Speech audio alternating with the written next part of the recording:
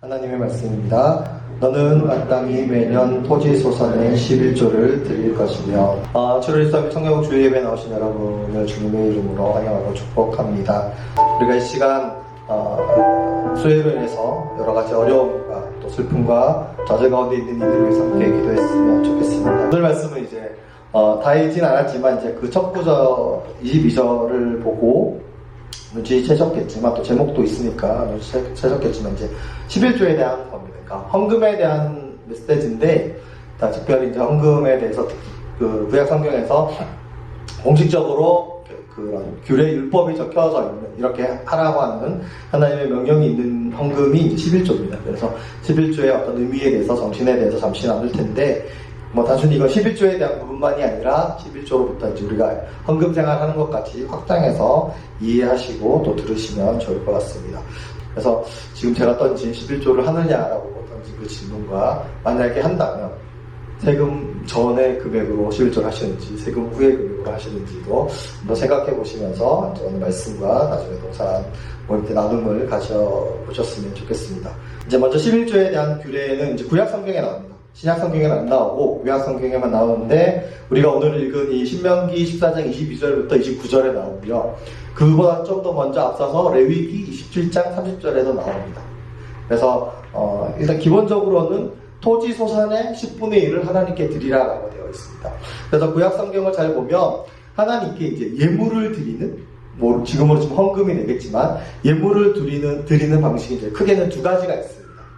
하나는 이제 레위기 앞부분에 나오는 제사를 드릴 때 어떤 제물을 드리는 방식이 분명히 기록되어 있고 또 하나는 이제 여기 오늘 우리가 읽은 본문처럼 레위기나 신명기에 나와 있는 11조 규례, 그러니까 토지의 소산, 그러니까 토지에서 생산되는 수확량의 10분의 1을 하나님께 드리라라고 하는 두 가지의 이야기가 있습니다. 어떤 제물을 바쳤을까요? 제일 안 좋은 걸 바쳤을까요? 제일 좋은 걸 바쳤을까요? 제일 좋은 걸 바쳤습니다. 첫 새끼는 하나님의 것이라고 그렇게 이야기를 하고 그런 개념을 가지고 있습니다. 그래서 가장 먼저 된 것은 하나님의 것으로 구별해서 드리는 흠이 없고 건강하고 가장 좋은 것으로 하나님께 제물을 바치고 제물을 드렸던 것이 이제 목축업과 관련된 예물을 드리는 어떤 정신 모습에 있습니다. 토지에 있으니까 농사를 지으니까 수확이 나오잖아요. 1년이 지나면. 그래서 그 수확물의 10분의 1을 하나님께 드렸습니다. 왜 드렸을까요? 토지는 땅은 누구 겁니까? 하나님 거거든요. 그러니까 토지가 땅이다 기업으로 받은 거니까 원래 소유는 다 하나님 겁니다. 하나님이 빌려주신 거에서 이 생산이 수확을 하니까 이 약간 세금 개념으로 생각하셔도 돼요. 그러니까 하나님한테 세금이라고 이제 불경하게 생각할 수도 있겠지만 그냥 기본적인 개념적으로 이해했을 때 하나님이 땅의 기업의 토지의 주인이시고 그 토지는 영원히 하나님의 거라고 레위기에서 나와 있거든요. 레위기 율법에. 그러니까 거기에서 나오는 수확물, 생산물을 10분의 1을 구별해서 하나님께 드리는 그런 규례가 11조 규례입니다. 그래서 우리가 함께 읽었던 신명기의 규례와 또 화면으로 아까 나왔을 레위기 27장 30절의 규례를 보면 토지 소산의 10분의 1을 하나님께 드리라라고 되어 있고 모든 산업이 농사는 아닐 수 있으니까 다른 산업들을 하거나 이렇게 소산의 10분의 1을 드리기 힘든 사람들은 그걸 팔아가지고 돈으로 바꿔서 10분의 1을 드리라라고 우리가 읽은 신명기 읽지 않은 그 뒷부분에 그렇게 기록되어 있습니다. 그래서 종합을 해보면 이스라엘 민족이 하나님께 예물을 드리는 두 가지 정신이 이 목축업과 농업과의 어떤 관계, 이 사람들이 가졌던 산업과 관계가 되어 있는데 그 중에 하나는 가장 좋은 것을 가장 먼저 구별해서 드리는 정신이 담겨져 있고 또 하나는 이 토지의 소산의 10분의 1을 하나님께 드리는 것, 하나님 것으로 구별해서 드리는 그런 정신이 어떤 예물을 드리는 모습이 구약 성경에 보면 나타나 있습니다. 그래서 구약에서는 이제 철저하게 11조에 대한 규례들이 굉장히 강조가 되었고 예수님 시절까지는 이제 그런 모습들이 있었는데 구약에서는 율법적으로 이렇게 율법 조항이고 규례거든요. 그래서 어떤 율법적으로 지켜야 되는 어떤 강제성이랄까 의무성이랄까 그런 게 조금 있었어요. 그런 이 11조의 규례를 율법 조항으로 이해하는 거는 좀 맞지 않다라고 저는 생각합니다. 대신 이 구약 성경에서 11조에 대한 정신과 어떤 그 의미가 분명히 있기 때문에 신약 성경에서는 그런 말이 나오지 않았으니까 현대에서는 지킬 필요가 없다. 그러니까 예수님은 11조 내라는 얘기를 안 했으니까 우린 지킬 필요가 없다라는 얘기에 100% 동의할 수는 없다는 겁니다. 왜 그러냐면 신약 성경 중에 많은 이야기들이 있지만 여러분이 알고 계시는 일화 중에 과부가 드린 헌금에 대한 일화가 있습니다. 마가복음이랑 누가복음에 나오는데 마가복음 본문은 12장 41절부터 44절이거든요.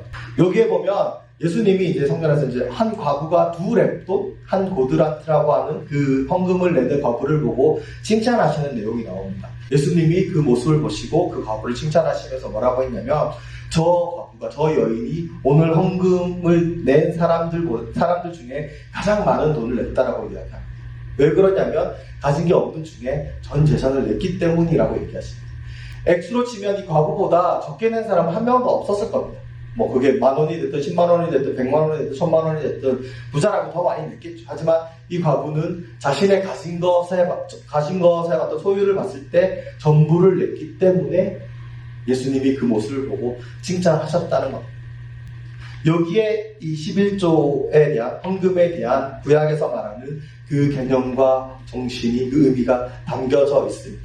예수님이 11조를 강조하시진 않으셨지만 하나님께 예물을 드리는 그 마음에 대해서는 오늘 구약 성경에서 이야기하고 있는 11조의 그 정신, 그 개념이 담겨져 있기 때문에 우리가 이 시대를 살아갈 때 11조를 낸다고 한다면 그 바른 개념과 그 정의를, 그 의미를 알고 낸다면 우리는 하나님이 기뻐하시는 어떤 예물 헌금 생활을 할 수 있다고 생각을 합니다. 쉽게 이야기해서 11조는 그리스도인의 경제관념의 어떤 기준이 되는 겁니다. 11조도 우리가 드리는 예물과 헌금의 어떤 기준이 되는 거고, 또 거기에 담겨져 있는 하나님께 예물을 드린다고 하는 그 정신, 그 의미를 우리가 알고 11조를 드리고 헌금을 드리는 걸 하나님이 기뻐하고 받으시지, 정말 계산기 두드려가지고 정말 딱 10분의 1만 내고 난 이게 10분의 1 냈으니까 난 나머지 다 내 거, 이런 의미가 아니라는 거예요. 첫 번째 11조의 의미는 방금 말씀드린 것처럼 나의 소유가 다 하나님의 것이라는 의미가 담겨져 있습니다. 무슨 말이냐면 우리가 10분의 1만 내잖아요. 11조의 의미를 그대로 살리자면 10분의 1만 냈는데 10분의 1만 드리지만 그 의미 안에는 내 모든 소유를 다, 내 물질 모두를 다, 내 재산 모두를 다 하나님께 드립니다. 하나님 겁니다라는 그런 믿음의 고백이 담겨져 있습니다. 11조의 의미에는 딱 10분의 1을 구별해서 드리지만 그 안에는 내가 받은 소유, 내가 받은 월급이 됐든 수익이 됐든 그 모든 것들이 다 하나님이 주신 거고, 내가 가진 모든 물질이 다 하나님 것이니까 하나님께 드립니다. 내가 가진 소유와 물질과 재산에 대한 것이, 소유권이 다 하나님께 있습니다. 하나님이 주신 겁니다라는 믿음의 고백이 담겨져 있다는 겁니다. 두 번째는 어떤 의미가 있냐면 감사의 의미가 담겨져 있습니다. 그러니까 아까 첫 번째 의미랑 좀 연결이 되는 부분인데 하나님이 나에게 주신 이 모든 것들에 대한 감사의 고백입니다. 그래서 우리가 11조를 구별해서 드린다는 건 하나님, 내가 이렇게 삶을 살아가고 영위할 수 있는 모든 것들, 내가 누리는 그 모든 것들, 사람이 됐든 물질이 됐든 그 무엇이 됐든지 간에 하나님이 나에게 주신 것이고, 하나님이 나에게 물질로 채워주시고 먹고 살게끔 해주시고, 또 그런 일들을 가능하게끔 해주시는 건강을 주셨다든지 직장을 주셨다든지 환경을 주셨다든지 그런 만남을 주셨다든지 내 삶을 주장해 주시고 인도해 주시는 그 모든 것들이 하나님께 감사할 조건들이라는 의미가 담겨져 있는 겁니다.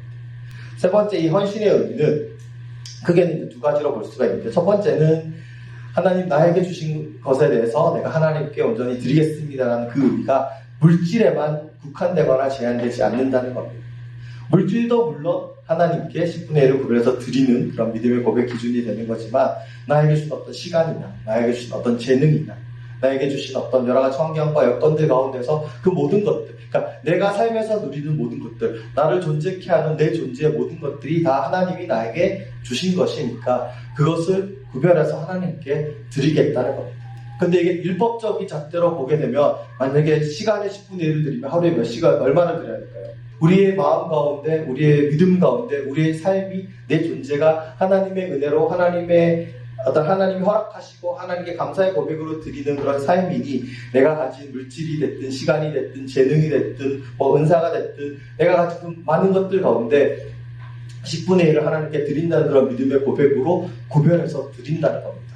더 나아가서는 사랑의 나눔과 실천을 하겠다는 고백이 담겨져 있습니다. 이 헌신에는 14장 28절과 29절을 보면 이렇게 되어 있습니다. 11조에 3년째 되는 11조를 걷어서 저축을 해놓고 모아놓고 사회적 약자들을 돕고 구제하는데 사용하라고 그렇게 말씀하신 게 18절과 29절의 말씀이라는 겁니다.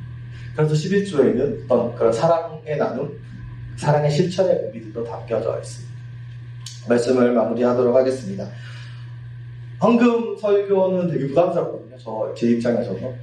이게 잘못 들으면 돈 내라 얘기로 들을 수 있잖아요.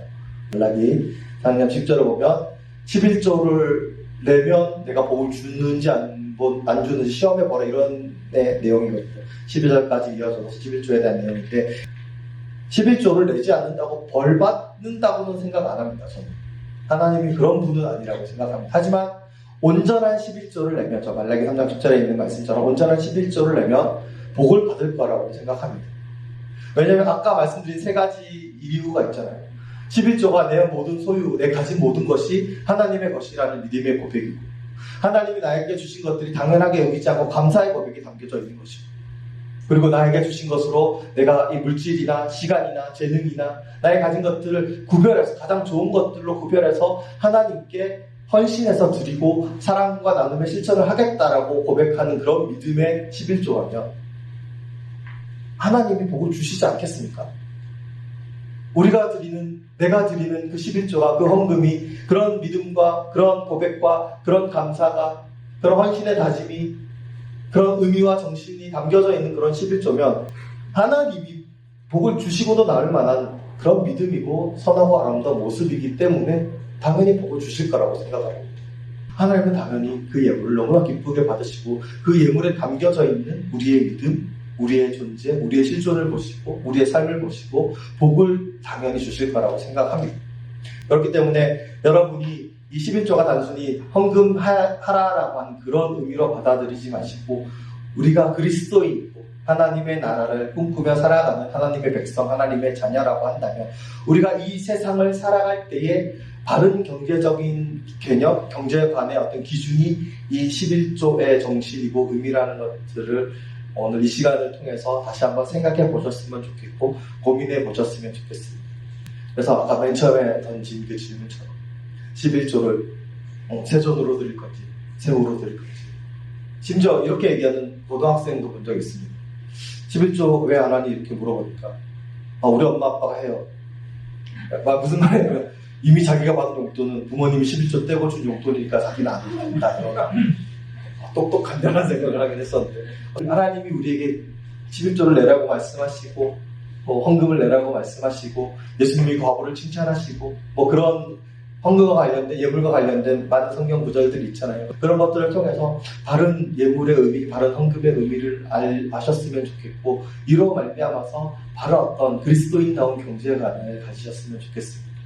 세상 사람들이 생각하는 것 같이 그런 어떤 잣대와 그런 기준이 아니라 정말 우리가 그리스도인으로서 물질에 대한 바른 온전한 기준을 세우고 온전한 헌금 생활의 기준을 이 11조의 정신교육을 통해서 세우셨으면 그래서 기준 삼아서 여러분이 이게 어떤 억눌림이나 어떤 의무나 책임감에 짓눌리는 게 아니라 정말 자유함 가운데서 온전한 마음으로 하나님께 예물을 드리는 믿음의 삶을 살았으면 좋겠습니다. 그래서 정말 바라기는 여러분이 정말 10의 구조를 내더라도 너무 하나님 주신 은혜와 채워주심이 많아서 아무런 삶의 거리낌이 없고 넉넉하고 풍성한 삶을 살아갈 수 있는 그런 삶을 살아갈 수 있기를 그만큼 그런 믿음의 고백으로 물질에 구애받지 않고 물질을 섬기지 않는 그런 저와 여러분이 되시길 여러분의 인생이 되기를 간절히 소망합니다.